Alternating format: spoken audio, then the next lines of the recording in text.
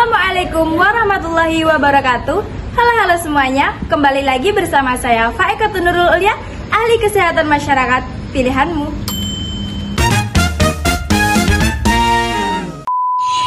Nah, teman-teman, di sini saya akan menjelaskan tentang oogenesis.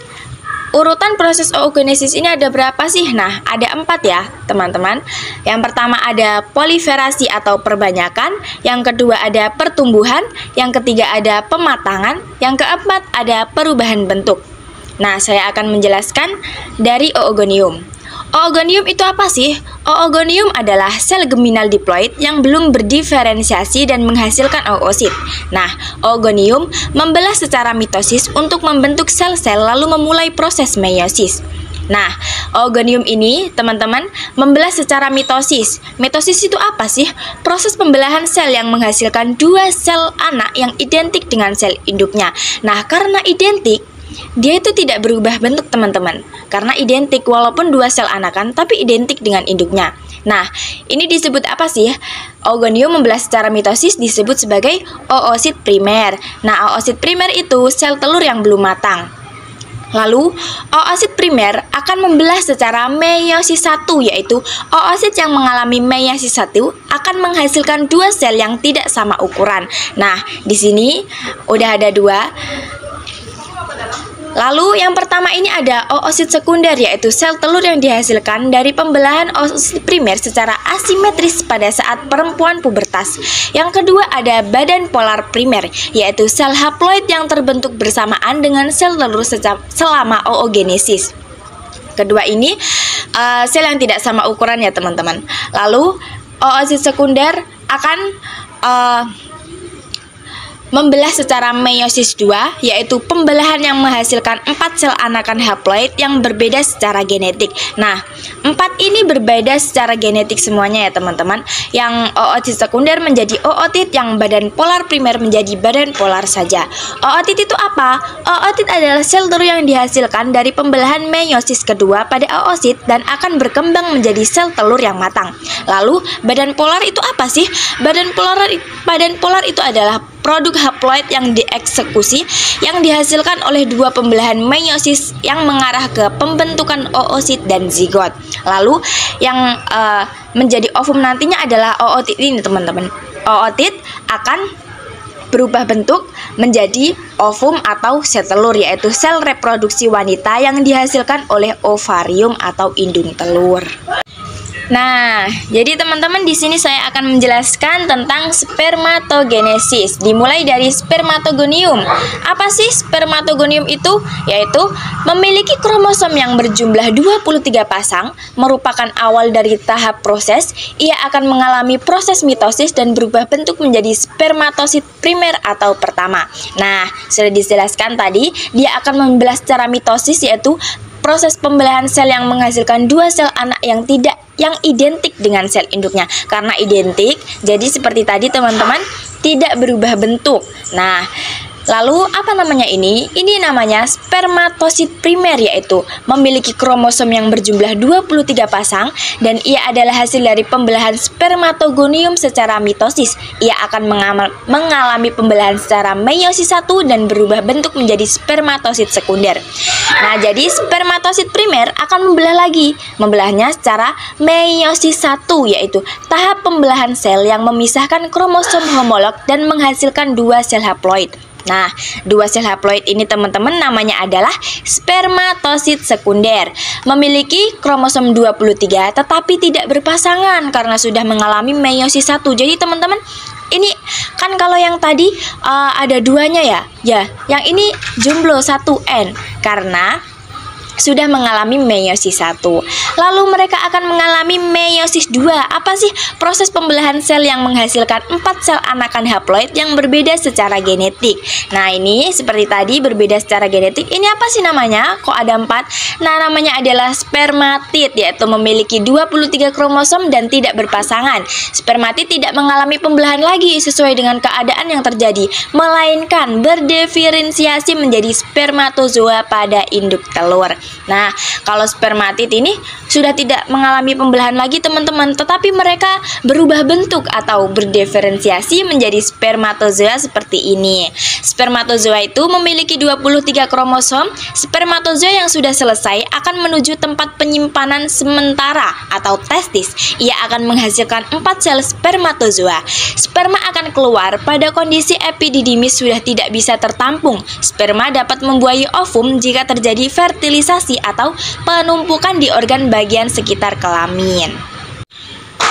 Nah, selanjutnya di sini saya akan menjelaskan tentang struktur-struktur sel. Di sini yang bundar-bundar ungu ini adalah follicle cells, yaitu follicle ovarium, kantung kecil yang berisi cairan di dalam ovarium wanita yang mengandung sel telur atau ovum yang belum matang. Jadi ini adalah sel telur yang belum matang. Lalu ada corona radiata, yaitu lapisan sel tebal yang mengelilingi sel telur dan terbentuk dari sel-sel folikel. Jadi ini ovum yang belum matang ini dilapisi oleh corona radiata. Lalu ada nukleus, yaitu apa sih nukleus? Bagian dari sel telur yang terdiri dari membran protoplasma, nukleus, dan vesikel gemiratif. Lalu ada sitoplasma. Mana sih sitoplasma itu? Ini teman-teman. Nah, di sini sitoplasma. Apa sih sitoplasma itu? Yaitu zat seperti gel yang menampung organel sel telur seperti RNA, histon, enzim, dan organel sel lainnya. Lalu ada zona pellucida. Ini teman-teman zona pellucida. Nah, zona pellucida itu adalah lapisan ekstraseluler tebal yang mengelilingi sel telur dan embrio awal pada manusia. Lalu di sini ada perivitelline space, yaitu ruang yang berada di antara zona pellucida dan membran sel oosit atau sel telur yang telah dibuahi. Jadi di sini tuh ada seperti garis hijau ini teman-teman, adalah space, yaitu ruang.